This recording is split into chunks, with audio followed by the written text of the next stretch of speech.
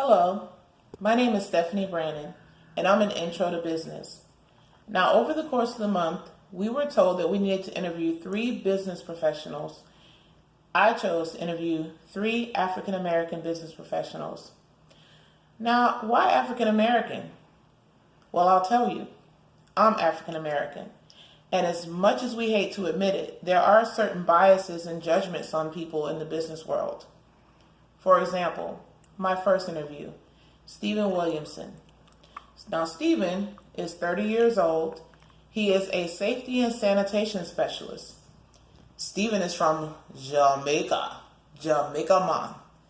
Now, Stephen told me that his responsibilities include going into restaurants, making sure that inspections are done on the building and on the food to make sure that the food is safe so that we don't contract the foodborne illness. Now, one of the most challenging things Stephen faced on his job is being judged by how he looks.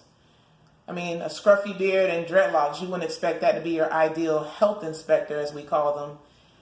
So one day, Stephen did walk into a restaurant to do an inspection, and he announced himself as a health inspector, and the restaurant owner was like, "You're the health inspector?" And Stephen says, "Yes, I am.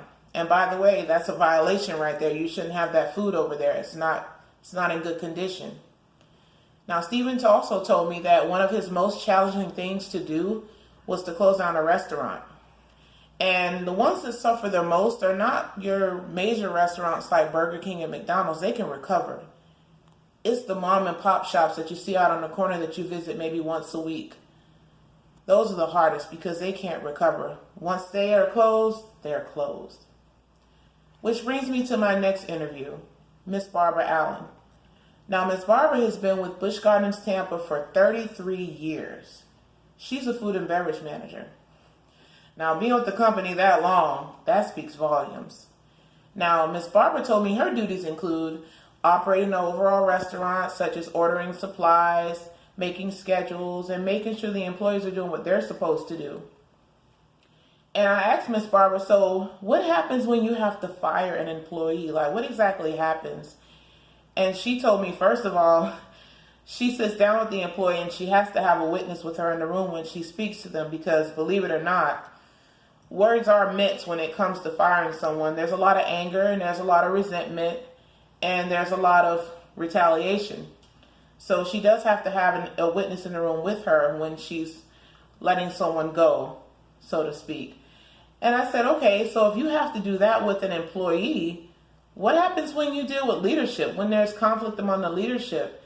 And at that point, Ms. Barbara says that human resources has to get involved because with it being at that tier of leadership, such as VPs or even our management or other leadership teams, our other restaurant managers, we have to have a witness in our human resources department because undermining of leadership is the most terrible thing that happens. But when HR gets involved and usually sits down with the 2 parties that are in conflict, it usually works out pretty well. Everyone comes to an agreement and there's not much disagreement after that.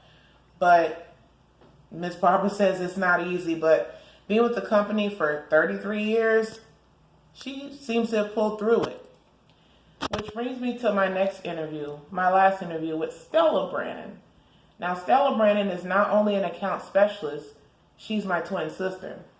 And I chose Stella because she has had an array of jobs. Her resume is very extensive.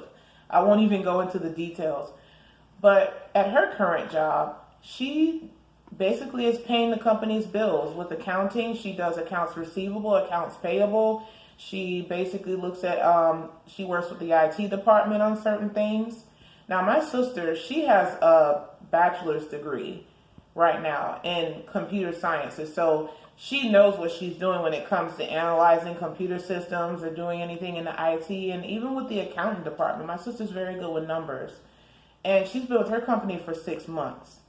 Now, she is wondering to herself, like, why haven't I got a promotion yet? Like, why is it taking me so long to move up the corporate ladder? All these people that have just started are passing me by. And she's still hanging on to the job. She's being patient. But I asked her, I said, what happens when you have a problem with the accounts. Like, what if someone in another department messes up the numbers, or something goes wrong and they forgot to give you a bill or to pay or something like that? And she said the biggest thing on her job is communication. Without communication through email, through word of mouth, nothing will ever get done correctly.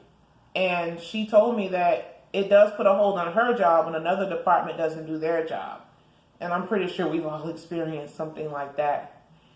So you see in the business world, whether it's Steven going through being judged by the way he looks, or Miss Barbara dealing with conflict among leadership or team members, or my sister wondering why she hasn't had that promotion or gotten that promotion by doing her fair workload and more, we have to look at it like this.